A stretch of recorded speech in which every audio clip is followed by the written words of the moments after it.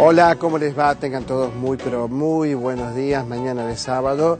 Esto es El Refugio, muy resfriado, como a lo mejor pueden notar, un poco resfriado, cada vez menos. Les quiero contar que este programa hoy va a ser más breve por el campeonato de fútbol de la B, que lo transmite la televisión pública. También les quiero contar que este programa se hace 12 años de manera ininterrumpida por Canal 7, que este programa lo hace íntegramente nuestro canal, la televisión pública, con trabajadores del canal. No hay nada que aparezca en este programa que se compre afuera. Todo lo que aparece en el programa lo producimos nosotros. El capital intelectual del Refugio a lo largo de 12 años, francamente impresionante. Y no, por supuesto, por el conductor, no se trata de eso, sino simplemente por toda la gente que ha desfilado y que desfila por este programa. Gente, por supuesto, escritores, intelectuales de distintas tendencias, artistas plásticos. Uno podría decir que por el Refugio ha pasado y pasa parte sustancial, o toda la cultura argentina ha pasado y pasa por este programa que producen íntegramente los trabajadores de la televisión pública. Bien, hoy vamos a conversar en instantes con alguien que admiro mucho, que es el director de la Biblioteca Nacional, un intelectual de primerísima línea, que es Horacio González. También vamos a conversar con Mario Diamen, dramaturgo, periodista, que esta vez se ha metido con Lu Andrea Salomé, nada menos que la mujer que fascinó a algunos personajes de la época, como Nietzsche, como Freud y como tantos otros, como Rilke, que se acercaron a ella por su inteligencia, por su sensualidad, por qué no decirlo, por su talento, por su mirada sobre las cosas. En unos días se estrena en el Teatro Nacional Cervantes, con dirección de Manolo Idebani, la obra de Mario Diamen. En este programa, hoy más breve, Alma Inquieta, de Graciela Yuart, y el tema es, para mí, el tema es la infancia, a través de Rosita y a través de los años 50. Una mirada muy inteligente, muy precisa, con una prosa verdaderamente deslumbrante, la de Graciela Yuart. Pero ya mismo voy a saludar al maestro Horacio González. ¿Cómo va? ¿Qué tal, Osvaldo? ¿Cómo estás? ¿Todo bien? Bien. Varios temas, ¿no? Uno, un muy buen momento de la Biblioteca Nacional, me parece, bajo tu dirección. Creo que la biblioteca tiene hoy una visibilidad, lo digo desde afuera, ¿no? Desde afuera, pero muy atento a todo lo que ocurre allí, que antes no tenía. Exacto. Y el otro tema, que quizás podemos empezar por ese otro tema, es si hay un momento en la Argentina de la no política, que es una manera de hacer política. Bueno, así se le ha definido a las acciones que están alrededor del triunfo de Macri, de la buena elección del CEL, y si es para hablar de todo esto, no en el sentido estrictamente electoral, que sin duda lo tiene, de prosperar este tipo de estilo, evidentemente cambiarían mucho los modos, los métodos, las formas de acción política en un país.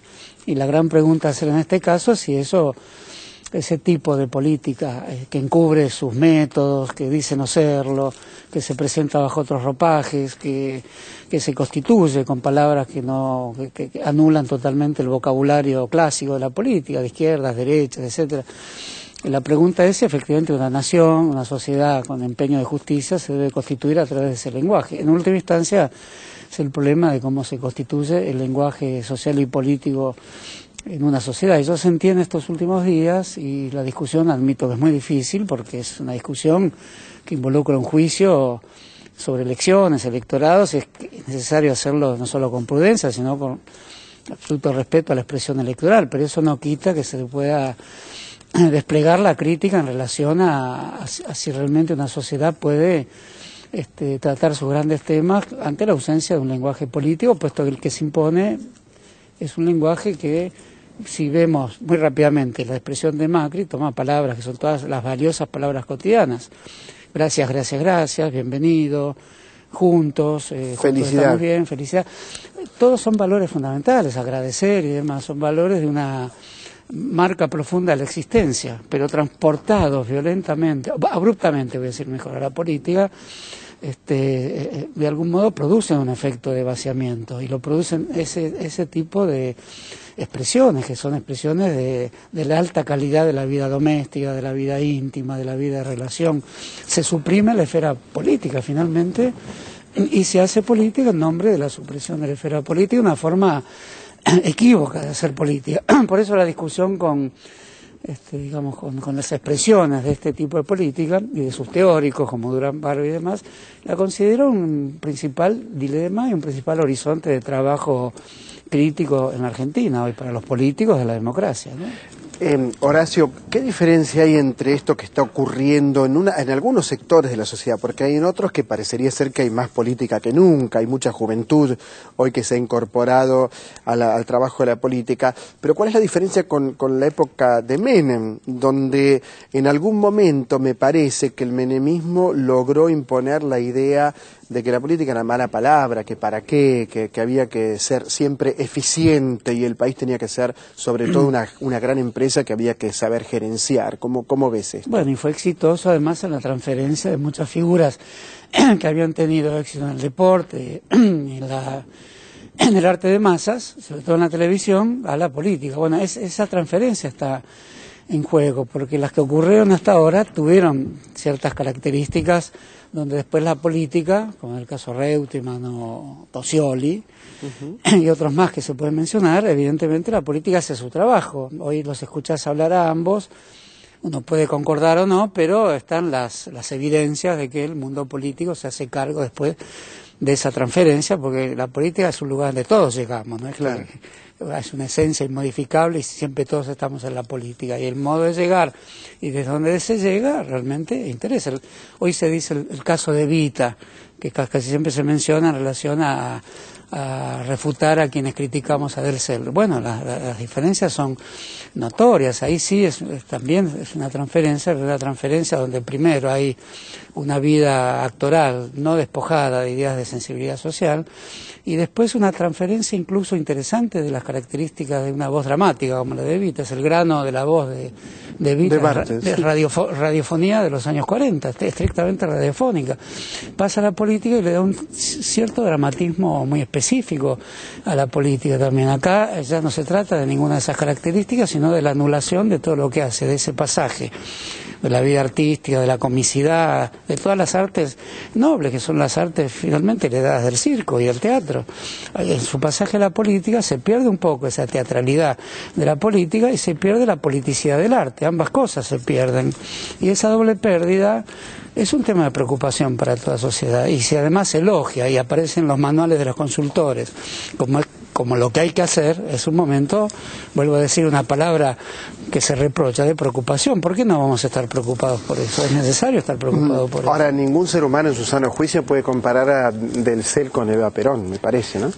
Bueno, a mí me ocurrió que al esbozar este problema, no una crítica al electorado, sino al esbozo de este problema, se me lleva Perón. Bueno, es evidente que las diferencias no solo son diferencias notables, están en las antípodas, porque efectivamente la vida artística siempre tuvo relación con la vida política, de mayor o menor manera, pero siempre tuvo, incluso si te recordás las publicidades de la Rúa, cuando dicen que soy aburrido más, había una cierta teatralidad negativa que se quería establecer por la base de que poseía la virtud del tribuno o la virtud del republicano austero. Son todas postulaciones que se hacen desde el punto de vista de la publicidad política tomando aspectos de una dramaturgia.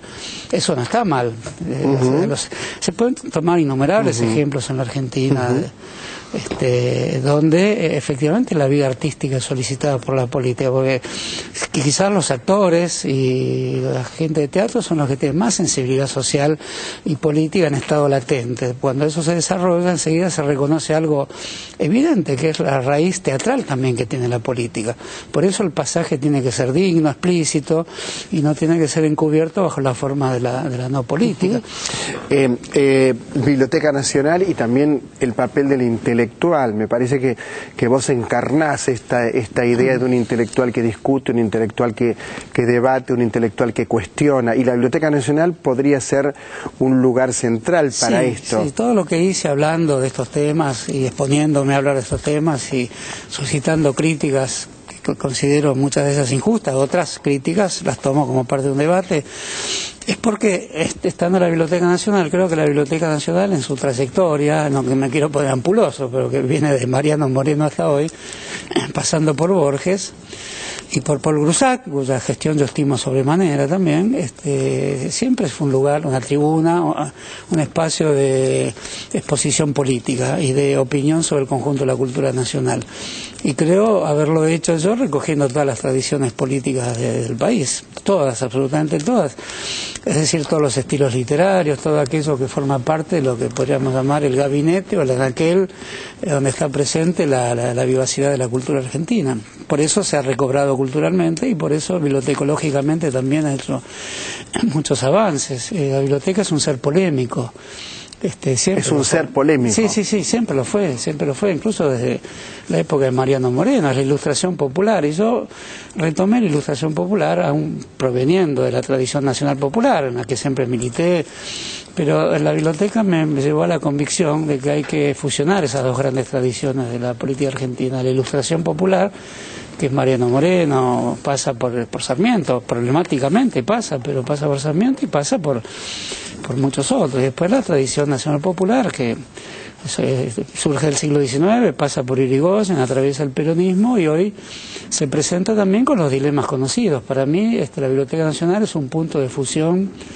No digo mucho esto porque ya sé que es otra polémica entre la tradición ilustrada argentina y la tradición nacional popular, que es momento que saquen lo mejor de sí para dar lugar a un nuevo capítulo constructivo de la política nacional, ¿no? Que si la tradición nacional siempre fue ilustrada también, pero no remarco ese rasgo porque parecía de los intelectuales o escritores o personas vinculadas a las artes que tenían un cierto sesgo elitista. Bueno, esto no es así. La tradición ilustrada generó, sin más ni menos, el aparato pedagógico nacional, con Sarmiento también. Podemos decir, por supuesto, esto quiere decir que la discusión sobre Sarmiento será mejor si se reconoce efectivamente una fusión entre estas dos tradiciones. Y en la tradición nacional popular tenemos cumbres del pensamiento político argentino, historiográfico, muy notables. Ponele los nombres de Scalabrini Ortiz, John William Cook, donde la tradición de las izquierdas ahí influyó más que en la tradición ilustrada casi, y lo hizo de una manera tan vivaz que dio pensamientos de un gran orden transformador, ¿no? Entonces ese momento de este gran debate, yo creo que la Biblioteca Nacional, el que se la considera sesgada en mi discusión con el ministro de Cultura de la ciudad, Lombardi, que no sé si fue buena o mala, pero es una discusión importante, él la ve como sesgada. Está cada vez menos sesgada. Si Lombardi se diera cuenta hasta qué punto está en ebullición esto que podría ser un Pero ¿por qué concepto. Lombardi? ¿Por qué la ve sesgada a la biblioteca? La ve sesgada porque está en una forma menor del debate político, porque ahí se reúnen grupos políticos culturales, porque además de eso, efectivamente, recogimos tradiciones de izquierda, tradiciones del socialismo, más las tradiciones clásicas de la cultura erudita argentina. Ahora estamos en vísperas de la organización de las Jornadas Internacionales Borges, porque Borges para mí es el seno de otra gran polémica, y estando en la biblioteca no fue meramente un director que se dedicaba a dar clases de inglés antiguo en su despacho. También Borges, en su pensamiento literario, tiene un pensamiento vinculado íntimamente a la idea de las bibliotecas, a la idea de hasta dónde se puede catalogar, que es una idea central de la bibliotecología, que es la catalogación, cómo se crean grandes categorías para comprender al mundo. Y es sabido que la literatura de Borges lo que dice es que se pueden crear categorías articuladas para comprender al mundo, pero siempre están en fuga, siempre hay un lugar vacío en ellas. Es muy adelantado en la literatura de Borges hay soluciones bibliotecológicas inimaginables. Por eso para mí en estos años que estuve, ya son 6 años, a veces me resulta incomprensible las críticas que se dirigen cuando junto a un conjunto de trabajadores de la Biblioteca Nacional, que muchos de ellos han despertado una nueva visión de lo que es una biblioteca y sus posibilidades, creo que la desarrollamos a la altura de sus mejores momentos en la historia pasada, y es la institución cultural más antigua del país. No tengo ninguna duda de eso. Creo que la biblioteca está funcionando de manera admirable. Sinceramente lo pienso así, lo digo. Gracias, Horacio González. Como siempre, muchas gracias. Y adelante. Y adelante. Quédate todavía uno de los intelectuales más importantes de la Argentina, por supuesto, en el refugio.